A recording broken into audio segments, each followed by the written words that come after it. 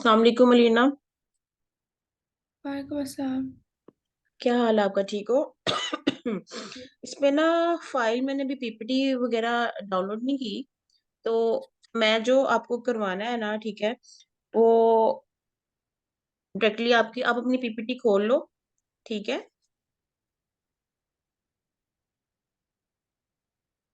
Okay. हाँ जी, आप अपना एंडोक्राइन सिस्टम वाली पीपीटी खोलो। पावर पॉइंट फिलहाल तो मेरे पास नहीं है। ठीक है। तो मैं ये करती हूँ, करवाना आपको पीपीटी से ये ठीक ठीक है, लेकिन मैंने गूगल से जो डायग्राम्स वगैरह ना वो निकाल लूंगी। ठीक है। सेटअप तो 12:50। तो गूगल मीट पे फिर आप दोबारा मुझे को मैं शेयर कर रही हूँ, जस्ट सेकंड। ठीक है। एंटी डायबिटिक हार्मोन भी कर लिया था हमने, थायरोक्सिन भी कर लिया था। ठीक है। तो हम टीएसएच और टीएसएच स्टिमुलेटिंग हार्मोन के बारे में और T4 के बारे में स्क्रीन आपको मैं शेयर कर रही हूँ। ठीक है, जस्ट सेकंड जी, एक मिनट। जी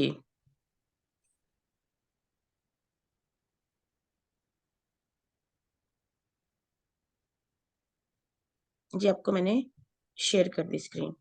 अच्छा, तो वो हमने देख लिया है। तो आपको मैंने क्लोज, ठीक है, कि अगर हम ये देखें कि थायरोक्सिन का जो रिलीज है, ठीक है, थायरोक्सिन का जो रिलीज है वो कैसे होता है, ठीक है, से आपने आना को मैंने बताया था कि डायरेक्टली थायराइड ग्लैंड से बिल्कुल भी रिलीज नहीं होता। थायरोट्रोपिन रिलीजिंग हार्मोन को रिलीज, थायरोट्रोपिन रिलीजिंग हार्मोन ने एंटीरियर पिट्यूटरी से थायराइड स्टिमुलेटिंग हार्मोन को रिलीज करवाया। थायराइड स्टिमुलेटिंग हार्मोन ने थायराइड ग्लैंड से फिर थायरोक्सिन को रिलीज, थायरोक्सिन को हाइपोथैलेमस है ना, ठीक है, हाइपोथैलेमस से थायराइड रिलीजिंग हार्मोन रिलीज हुआ। ठीक है। और उसके बाद जो है इंटीरियर पिट्यूटरी पे थायराइड थायरोट्रोपिन रिलीजिंग हार्मोन ने आके इम्पैक्ट डाला। फिर इंटीरियर पिट्यूटरी से थायराइड स्टिमुलेटिंग हार्मोन रिलीज हुआ। ठीक है, थायराइड स्टिमुलेटिंग हार्मोन ने इम्पैक्ट किया थायराइड ग्लैंड को, और अल्टीमेटली थायराइड ग्लैंड से थायरोक्सिन जो है वो रिलीज हुआ। ठीक है। थायराइड ग्लैंड से क्या रिलीज हुआ आएगा ना, ठीक है, वो एज ए नेगेटिव फीडबैक आता है। ठीक है। और हाइपोथैलेमस से जो रिलीज है थायरोट्रोपिन रिलीजिंग हार्मोन का, वो कम करा देगा। ठीक है। मतलब प्रोडक्ट है वो, प्रोडक्ट अपनी ही कंसंट्रेशन को कम करना शुरू कर देता है। ठीक है, शुरू कर देता है जी। के जस्ट सेकंड, एक मिनट। अब नेक्स्ट है इसमें थायराइड स्टिमुलेटिंग हार्मोन और T4। ठीक है। थायराइड स्टिमुलेटिंग हार्मोन और T4 होता है कि जो रेट ऑफ मेटाबॉलिज्म है, ठीक है, बॉडी सेल्स का, उसको रेगुलेट कौन करते हैं? उसको आपका जो बॉडी में जितना भी मेटाबॉलिज्म है वो थायराइड स्टिमुलेटिंग हार्मोन जो है वो रेगुलेट कर रहे होते हैं। ठीक है। और जो थायरोक्सिन है वो भी जो है वो उसको रेगुलेट कर रहा होता है। थायरोक्सिन कहाँ से रिलीज होता है? आपके थायराइड ग्लैंड से। ठीक है। लेकिन जो थायराइड स्टिमुलेटिंग हार्मोन है, इट इज इक्वली इंपॉर्टेंट। ठीक है, क्योंकि उसी ने स्टिमुलेट करना होता है आपके थायराइड ग्लैंड को। थायराइड स्टिमुलेटिंग हार्मोन कौन बनाता है, आप बताओ? Thyroid stimulating hormone pituitary gland बनाती है। पिट्यूटरी ग्लैंड बनाती है। T4 को किसने बनाना होता है? T4 या T3 जिसे हम थायरोक्सिन बोलते हैं, वो कौन बनाता है? T3। थायराइड। बिल्कुल। थायराइड स्टिमुलेटिंग हार्मोन जो है वो थायराइड ग्लैंड से T4 की सिंथेसिस करवाता है। ठीक है। तो T4 जो है वो T3 में कन्वर्ट हो जाता है। ठीक है। T4 कन्वर्जन तो T3, वो T3 में कन्वर्ट हो जाता है। ठीक है, थायराइड ग्लैंड से रिलीज हुआ, ये इनएक्टिव होता है, और T3 की फॉर्म में ये एक्टिव होता है। सही हो गया।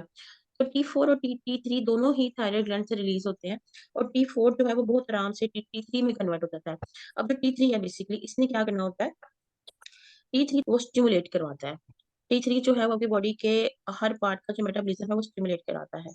ठीक है, ब्रीदिंग रेट को इंक्रीज करता है। हो गया, करवा में आपका पीपीटी वाला ये भी। ठीक है, don't worry, it's actually your PPT. ठीक है। तो समझ आइए ना आपको, जैसे ये पेप्सिनोजिन और पेप्सिन, आपको उस बारे में याद है कुछ? पेप्सिनो जो इनएक्टिव था, ठीक है, वो पेप्सिन में एक्टिवेट होता है, ठीक है, जब पेप्सिन में एक्टिवेट होता है तो वो प्रोटीन को अमाइनो एसिड्स में, ठीक है, प्रोटीन को जी पेप्टाइड्स में कन्वर्ट कर रहा होता है। T4 को रिलीज करवाता है TSH। अब T4 जो है वो अल्टीमेटली T3 में कन्वर्ट हो जाता है। T3 is more active. ठीक हो गया। सो हो तो TSH ज्यादा सिक्रेट होगा, थायराइड होगा, हाँ, ठीक है। और अगर ब्लड हार्मोन की सिक्रीशन जो है वो कम हो जाती है, होती है वो हाई होती है ना, ठीक है, तो डिक्रीज हो जाती है। मतलब आपके ब्लड में T4 ऑलरेडी है, creation of thyroid stimulating hormone, तब तो जरूरत नहीं है। नेगेटिव फीडबैक काम कर रहा है ना यहाँ पे। और जब आपके ब्लड में जी T4 की कंसंट्रेशन कम होती है, तब पिट्यूटरी तब क्या होता है, पिट्यूटरी ग्लैंड जो होता है ना, ठीक है, वो क्या करता है, ये जो कंसंट्रेशन है वो इतनी हो जाए कि आपका मेटाबॉलिज्म मेंटेन हो जाए। ठीक है, ये क्लियर है। जी तो यहाँ पे बेसिकली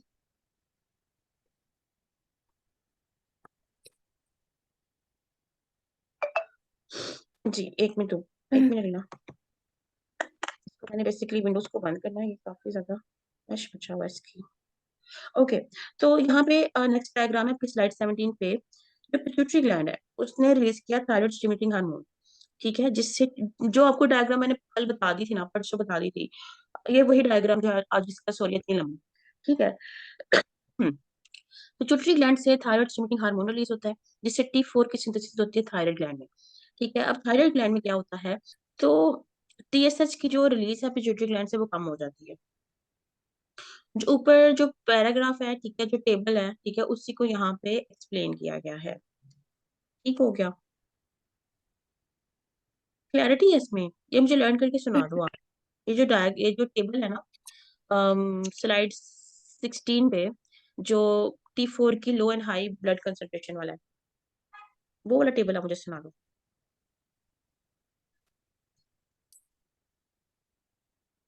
जी तो मतलब हम लोग कब टी फोर को रिलीज करते हैं और कब नहीं करते हैं।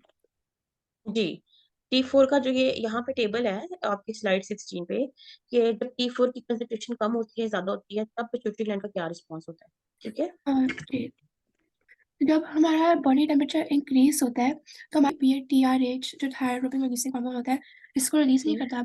जब TRH रिलीज नहीं होता तो मतलब पिट्यूटरी ग्लैंड TSH भी रिलीज नहीं कर सकता और इसकी वजह से थायराइड ग्लैंड हमारे ब्लड स्ट्रीम के अंदर थायराइड हार्मोन जो T4 होता है उसको रिलीज नहीं कर सकता।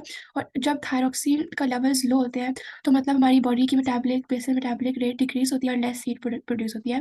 लेकिन जब हमारा बॉडी टेम्परेचर कोल्ड होता है हमारा हाइपोथैलेमस थायरोक्सिन के रिलीज को स्टिमुलेट करता है और ये हमारे बेसल मेटाबॉलिक रेट को इंक्रीज करता है और इसकी वजह से मोर हीट जनरेट होती है। अरीना अरीना, आपको मेरी आवाज तो क्लियर आ रही है ना। जी तो यहाँ पे स्लाइड 3 पे डिसऑर्डर्स हैं, ठीक है। तो फर्स्ट यहाँ पे डिसऑर्डर है हम्म, हाइपोथायरॉयडिज्म, ठीक है, एक मिनट। हाइपो हार्मोन है वो इनसुफिशिएंट बन रहा होता है, ठीक है, मतलब अंडर एक्टिव इसकी हम्म, प्रोडक्शन होती है। तो मतलब अगर ऐसे किसी इंसान को कोल्ड हो जाए या वो किसी बहुत ही सर्दी को फेस करे, तो वो कोल्ड को टॉलरेट नहीं कर पाता, उसकी मेमोरी पुअर होती है, उसकी हम्म, कंसंट्रेशन जो है वो भी पुअर होती है, और वो हर वक्त टायर्ड फील कर रहा होता है। जो है उसको देखें आप, हम्म, तो कंसंट्रेशन है, कंसंट्रेशन, पुअर हियरिंग, ठीक है। फेरिंग्स जो है होर्सनेस, मतलब फेरिंग्स जो है उसके साथ भी प्रॉब्लम होगी, हार्ट का स्लो पल्स रेट है, ठीक है, और कोल्डनेस फील होती है, ठीक हो गया, डिस्टर्ब हो जाएगा, ठीक है, लंग्स जो है, शॉर्टनेस ऑफ ब्रेथ। आपको सारे के सारे सिम्टम्स याद करने की जरूरत नहीं है, जो आपके पीठ में आप देख लो, ठीक है, फटीग है, कोल्ड फील करना, वेट गेन हो जाना, और एपिटाइट पुअर होना, और हेयर लॉस होना, ठीक है, ये हम्म, याद कर लो। पुअर मेमोरी एंड कंसंट्रेशन, इस तरह की जो है आप याद कर लो, ठीक है। हाइपोथायराइड है, उस पे क्या लिखा हुआ है हम वो देख लेते हैं, ठीक है। तो आपका हेयर लॉस होता है, पफी फेस होता है, ठीक है, ड्राई और कोट स्किन होती है, कॉन्स्टिपेशन होती है, आपको बहुत ज्यादा ना कोल्ड फील होता है, आपके लिम्स स्वेल हम्म, कर जाते हैं, ठीक है, आपका आईब्रो हेयर लॉस हो जाता है, थायराइड ग्लैंड इलाज हो जाता है, हो जाती है, इनफर्टिलिटी होती है, हैवी मेंस्ट्रुएशन होती है, ठीक है, weight gain, poor memory, intolerance to cold, feeling of tiredness, ये सब क्या है, ये जनरल वो भी आपने याद रखने हैं, ठीक है। हम्म, ये है हाइपोथायरॉयडिज्म, जब आपका मतलब, ठीक है, जो WBCs होते हैं वो आपके ही ग्लैंड्स को जो है वो इम्पैक्ट करते हैं, उनको ही डिस्ट्रॉय करने की ट्राई करते हैं, ऑटोइम्यून डिजीज में ऐसा होता है। ठीक है। और थायराइड ग्लैंड से जो थायराइड हार्मोन जो है उसका रिलीज कम होना, ये भी कुछ इस तरह का ही एक प्रॉब्लम है। ठीक है। तो जैसे पेंक्रियाज में होता है, अल्फा बीटा सेल्स से आपके इम्यून सेल्स जो है अगर अटैक कर दें, ठीक है, तो पेंक्रियाज जो है उसके बीटा सेल्स काम नहीं करते, हुँ, इंसुलिन नहीं बनती। ठीक है। और इससे क्या होता है, इससे अल्टीमेटली क्या होता है, डायबिटीज हो जाती है। ठीक है। और डायबिटीज तो जो है वो बच्चों को होती है। ठीक है। जो अडल्ट स्टेज पे होती है उसका रीजन क्या होता है कि जो इंसुलिन हार्मोन जो है ना, ठीक है, वो नहीं बन हुँ, रहा होता क्योंकि वो ऑटो इम्यून इसका अटैक हो गया होता है। ठीक है। या तो कम बन रहा होता है तो बिल्कुल नहीं बन रहा होता है। हाइपरथायरॉइडिज्म, ठीक है, डिस्कस में आपकी पीपीटी वाला कर रही हूँ। ठीक है। हाइपरथायरॉइडिज्म जो है उसका आप देख लो। हाइपरथायरॉइडिज्म में क्या होता है, हुँ, ब्रिटल हेयर होते हैं, हेयर लॉस हो जाता है, बल्जिंग हुँ, आईज होती हैं, आंखें जी, बाहर की तरफ आ होती हैं, थायराइड ग्लैंड इनलार्ज हो जाता है, दोनों केसेस में इनलार्ज हो जाता है। ठीक है। अब पसीने ज्यादा आते हैं। ठीक है। और हार्ट की रिदम एबनॉर्मल होती है, भूख ज्यादा लगती है। ठीक है। लॉस ऑफ लिबिडो, ये किस में होता है, loss of libido, nausea, hmm, vomiting, diarrhoea होता है, हैंड ट्रिमर, हाथ का कांपना। ठीक है। और ये सब कुछ हो रहा होता है। ठीक है। इसमें क्या होता है हाइपरथायरॉइडिज्म में, ये एक्सेसिवली थायराइड हार्मोन बन रहा होता है, ज्यादा थायराइड के हुँ, पेशेंट्स होते हैं ना, they are very hyper active, irritability होती है उनमें, हाई ब्लड शुगर होती जी, है, intolerance to heat, low serum cholesterol, ये सब प्रॉब्लम जो है उनके अंदर होती है। ठीक हो हुँ, गया। और ये जी, थायराइड ग्लैंड का हुँ, इंक्रीज हो जाना, बल्जिंग आईज। ठीक है। मतलब दोनों केसेस में गोइटर हो जाता है, लॉस ऑफ जी, हेयर, दिस इज हाइपरथायरॉइडिज्म। ठीक है। नेक्स्ट आपकी स्लाइड है एड्रेनलिन। एड्रेनलिन जो है बेसिकली वो फाइट या फ्लाइट रिस्पॉन्स शो करती है। आपका जो एड्रेनलिन रिलीज होती है हुँ, करती है फाइट या फ्लाइट रिस्पॉन्स शो करती है।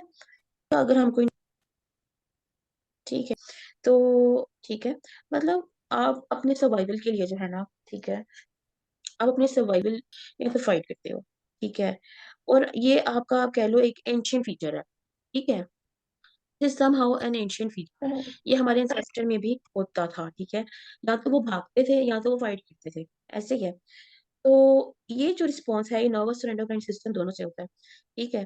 क्योंकि जो आपका एड्रिनल कॉर्टेक्स और मेडुला जो है ना, वो दोनों काम करता है, उसमें उसमें नर्व्स भी हैं, उसमें ग्लैंड्स हैं या जो हार्मोन्स है वो भी इन्वॉल्व है। तो अगर हम देखें कि एंडोक्राइन, तो वो है आपका एड्रिनल कॉर्टेक्स और मेडुला। ठीक है। जो आपके एड्रिनल ग्लैंड्स हैं।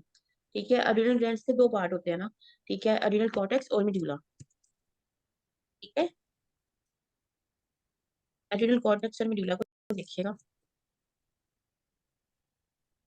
दिखाना चाह रही हूँ कि what is the cortex part and what is the hmm, medulla part. ठीक है। एक पार्ट नजर जी, आता है, दिस इज, ठीक है, just a second, hmm, triangle की शेप में आपको स्ट्रक्चर नजर आ रहा है, दिस इज एड्रिनल ग्लैंड। वो क्या होता है, वो एड्रिनल कॉर्टेक्स है। जो उसके अंदर डार्क कलर का पार्ट होता है ना, ठीक है, वो मेड्यूलर जी, सेक्शन की है। अगर मुझे, हुँ, ठीक है, जो पार्ट है वो कॉर्टेक्स है, और जो थोड़ा डार्कर शेड में होता है ना, ठीक है, या जो अंदर की साइड पे होता है, दिस इज मेड्यूला। ठीक है। तो अब हम ना इसकी डिटेल देख लेते हैं। आपने इसका एक इंट्रोडक्शन तो देख लिया है। हुँ, ठीक है। आपने इसका क्या देख लिया इंट्रोडक्शन का, मतलब इसका रिस्पॉन्स बेसिकली आपका नर्वस सिस्टम देना शुरू करता है। हुँ, सबसे पहले इसका रिस्पॉन्स किसने करना होता है, आपके नर्वस हुँ, सिस्टम ने करना जी, होता है।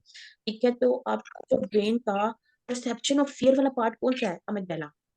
ठीक है। आप ये देखो अमिगडाला का, ठीक है, अमिगडाला को देख, अमिगडाला की भी आपको नजर आ जाएगी। ठीक है। ये जो थी एक आप कहने पीस साटा सा है। ठीक हुँ, है। ये फील फियर तो सबसे पहले अमिगडाला एक्टिवेट होता है। हुँ, नर्व इम्पल्सेस जो है आपके अमिगडाला से कहाँ जाती है, हाइपोथैलेमस तक जाती है। हाइपोथैलेमस जो है ना, उसमें जो है वो आप कह लो कि एक तरह से ना वो कंट्रोल कर रहा होता है। ठीक है। हाइपोथैलेमस जो है वो अड्रीनल ग्लैंड को फिर मैसेज करता है, ठीक बनाओ। ठीक है। तो आपको ऐसे बनाओगी। ठीक है। सपोज, ठीक है, अमिगडाला से मैसेज गया है हाइपोथैलेमस तक। ठीक है। हुँ, अड्रीनल ग्लैंड को, अड्रीनल ग्लैंड्स को क्या किया है, हुँ, मैसेज दिया। ग्लैंड्स ने जो है वो अड्रीनलिन को सिक्रीट करना है, यही फ्लो शीट आपने बना ली है। ठीक है। जी, अब ये जो एड्रेनालिन है कहाँ पे रिलीज होगा, आपके ब्लड में रिलीज होगा। ठीक है। एड्रेनालिन चला गया कहाँ पे, आपके ब्लड में चला गया। तो अब इस एड्रेनालिन ने क्या करना है, आपको प्रिपेयर करना है फॉर फाइट और फ्लाइट। इस तरह की आप, ठीक है। और फिर बताओ कि मैं फिर आगे जो फंक्शन है और, जी समझ आ गया है। ठीक है, फ्लोशीट बना के ना मुझे मैसेज करो, ठीक है, या मुझे बताओ कि जी आपने कर लिया कि नहीं कर लिया, ठीक है। जी एड्रेनलिन का रिलीज।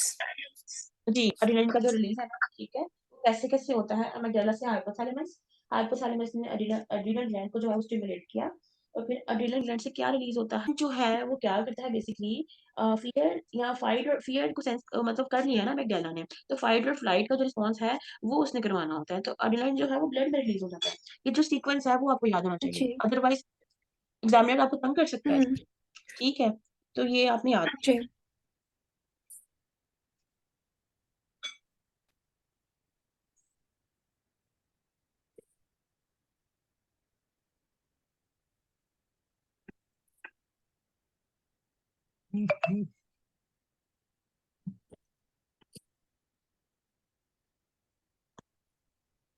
ये आपने बना लिया है, वेरी गुड। मैं अभी बस मैं नोट्स ले रही थी जब आप बोल रहे थे। Okay, very good. ओके, तो ये हमने देख लिया इसका, ठीक है। आगे हमने नेक्स्ट स्लाइड देखनी है, और डिलर के फंक्शंस, ठीक है। हम्म। और डिलर के जो फंक्शन है वो क्या क्या है उसको देखने। अच्छा, फाइट और फ्लाइट रिस्पॉन्स में होता क्या है, ठीक है। तो ये जरा देखिएगा, फाइट और को देखें, ठीक है, आपकी लेट हो जाते हैं, ठीक है, आपकी स्लाइड पे भी यही लिखा हुआ है, प्यूपिल्स डायलेट हो जाते हैं, माउथ आपका ड्राई हो जाता है, इनकी सलाइवा का, आपकी जो स्किन है, ठीक है, नेक और शोल्डर के मसल टेंस हो जाते हैं, ठीक है, हार्ट फास्टर पंप करता है ब्लड को, और हार्डर पंप करता है, ठीक है। चेस्ट पेन शुरू हो सकती है, पाल्पिटेशन हो सकती है, स्वेटिंग हो सकती करते हैं, ठीक है। मसल्स आपके शोल्डर के जो है वो टेंस होके होते हैं ना ऑलरेडी, ठीक है। आपकी जो फूड की मूवमेंट होती है, जो हम्म। बाउल मूवमेंट होता है, वो डाउन हो जाती है, ठीक है। स्टमक जो है वो डाइजेस्टिव एंजाइम को रिलीज नहीं करता है, हम्म। स्टमक जो है वो डाइजेस्टिव एंजाइम को स्लो डाउन हो जी। जाता है। लंग्स आपके डीप डीप ब्रीथिंग करवा रहे होते हैं, ठीक है, ब्रीथिंग आपकी फास्ट हो जाती है और शैलो यानी डीप हो जाती है। आपका ब्लड प्रेशर जो है वो इंक्रीज कर जाता है, ठीक है, क्योंकि आपकी ब्लड वेसल्स डायलेट हो जाती हैं, ब्लड वेसल्स जो है इतनी डायलेट हो जाती हैं कि आपका जो ब्लड प्रेशर है वो इंक्रीज हो जाता है, मसल्स जो है वो टेंस हो जाते हैं, और ट्रैवलिंग ट्रैवलिंग हो सकती है इससे, ठीक है, मसल्स जो है वो आपके टेंस हो जाते हैं। हम्म। ट्रैवलिंग कहाँ होती है, आपका जो नेक और जो वो मसल टेंस हो जाते हैं आपके, ठीक हो गया। जो पीपल डायना है, अच्छा यहाँ से बंद हो गया ना, तो आपने मुझे गूगल मीट ज्वाइन करना है, ठीक है, जी। साथ ही आपने गूगल मीट पे ज्वाइन कर लेना है, ठीक है। तो जैसे ही आपके प्यूपल्स जो हैं वो डायलेट होते हैं, ठीक है, मतलब प्यूपल्स डायलेट हुए, इसका पर्पस क्या है, यार थ्रेटनिंग स्टिमुलस को अच्छे से देख सको, ठीक है। हार्ट रेट का इंक्रीज होना, ठीक है, हार्ट जब ब्लड को फास्टर पंप करता है यानी हार्ट रेट इंक्रीज होता है, तो आपके स्केलेटल मसल्स में ब्लड जाएगा, और आप जल्दी भाग सकते हो, ठीक है। यहाँ या फाइट या फ्लाइट आप जल्दी कर सकते हो ना, आपके मसल्स तक ज्यादा हम्म। ब्लड जा रहा है। ब्लड प्रेशर जब आपका इंक्रीज होता है, ठीक है, तो ज्यादा ब्लड जो है वो आपके स्केलेटल मसल्स में जाता है, सेम वही फंक्शन है। तो जब आपकी ब्लड वेसल डायलेट होती है, ठीक है, तो ज्यादा न्यूट्रिएंट और ऑक्सीजन जो है आपके स्केलेटल मसल की तरफ जाता है, ठीक है। ब्लड प्रेशर इंक्रीज होना, हाँ, मकसद क्या है कि स्केलेटल मसल की तरफ ब्लड जाए, और दूसरी बात क्या है कि न्यूट्रिएंट्स आपके स्केलेटल मसल को ज्यादा मिले, ज्यादा ऑक्सीजन मिले। ब्लड वेसल का कंस्ट्रिक्ट हो जाना, स्किन तक ब्लड फ्लो जो है वो रिड्यूस हो जाएगा, ठीक है, हम्म। ठीक है। ब्लड वेसल जो स्किन में है वो कंस्ट्रिक्ट हो जाती है, इसका मतलब क्या है कि स्किन को ब्लड नहीं दिया जाएगा, स्केलेटल मसल को ब्लड जाएगा, ठीक है। आपके जी। इंटेस्टाइन तक ब्लड नहीं जाएगा, ठीक है, क्योंकि ज्यादा ब्लड स्केलेटल मसल में जा रहा है, ठीक है। आपके जो ब्रोंक्यूल्स हैं वो डायलेट हो जाएंगे, ताकि ज्यादा से ज्यादा जो है वो रिस्पायरेशन हो सके, ठीक है, ज्यादा से ज्यादा ब्रीदिंग हो सके, ठीक है। हम्म। ऑक्सीजन जो है वो ब्लड से ज्यादा डिफ्यूज होती है लंग्स में, ठीक है। तो मतलब ये जो डायलेशन है ब्रोंक्यूल्स की, वो इस तरह से हेल्प आउट करती है। ब्लड ग्लूकोज लेवल जो है वो इंक्रीज हो जाता है ग्लाइकोजेनेसिस के थ्रू, ठीक है, और ज्यादा जो ग्लूकोज है वो मसल को अवेलेबल होती है रिस्पायरेशन के लिए, सेलुलर रिस्पायरेशन के लिए। क्या ब्रीदिंग भी इंक्रीज हो रही है, सेलुलर रिस्पायरेशन भी इंक्रीज हो रही है। ब्रीदिंग इंक्रीज हो रही है तो इसमें इसका रोल है, ठीक है। अगर ब्रीदिंग इंक्रीज हो रही है तो बेसिकली इसमें जो रोल है, ठीक है, वो डायलेशन ऑफ ब्रोंक्यूल्स का है, ठीक है। और अगर सेलुलर रिस्पायरेशन इंक्रीज हो रही है, ठीक है, तो ग्लूकोज क्योंकि ज्यादा जा रही है स्केलेटल मसल्स की तरफ। तो इसमें जी। क्लैरिटी है, हमने कर लिया है ड्रिलानिन, ठीक है, ये तो हमारा हो गया है कंप्लीट।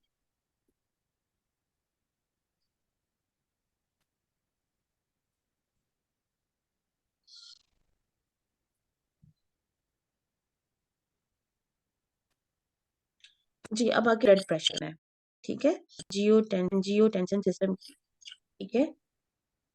रेनिन एंजियोटेंसिन सिस्टम, हुँ, ब्लड के वॉल्यूम और blood pressure renin angiotensin system को